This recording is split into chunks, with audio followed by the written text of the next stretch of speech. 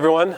I hope you've been having a great week. This week I've been talking about the importance of obeying God in our lives. And I do pray that this week it has had a positive impact on your obedience and your submission to God. Today I want to talk about the connection between our obedience to God and our testimony in the world around us. You see, I want you to understand that your submission to God affects others' vision of God. How you and I act in the world around us really does demonstrate our faith, as I talked about yesterday, and really does affect how other people see God. Peter talked about this in 1 Peter chapter 2, verses 11 and 12. Peter wrote, "Beloved, I urge you as aliens and strangers to abstain from fleshly lusts which wage war against the soul. Keep your behavior excellent among the Gentiles, so that in the very thing that they slander you as evildoers, they may on account of your good deeds, as they observe them, glorify God in the day of visitation." Here Peter says, in essence, he said, abstain so that you can retain.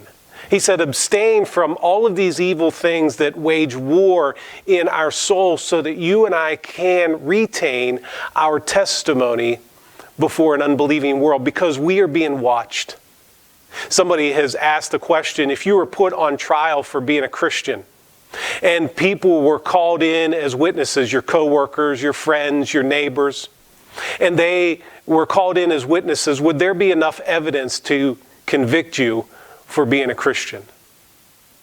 I remember when I was younger and I lived in a very small town, and if I wanted to go to the store or go hang out with my friends or even just go to the park, as I was getting ready to leave the house, one of the last things my parents would tell me is, remember, everyone knows you're my son.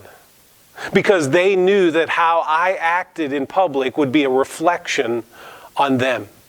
And in the same way, too, as sons and daughters of God, as we live in the world around us, we are a reflection to the unbelieving world about what our Heavenly Father is like.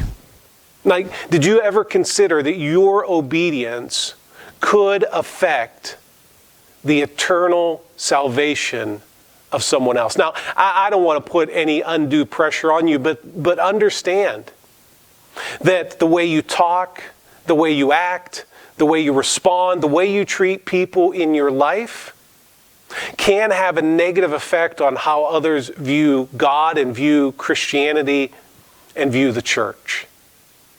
Brennan Manning said it this way. He said, the greatest single cause of atheism in the world today are Christians who acknowledge Jesus with their lips and then walk out the door and deny him by their lifestyle.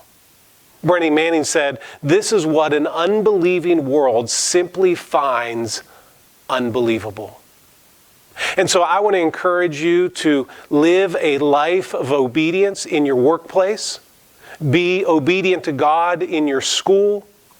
Be obedient to God as you interact with your neighbors, because it can have a positive impact on the people that you care about most.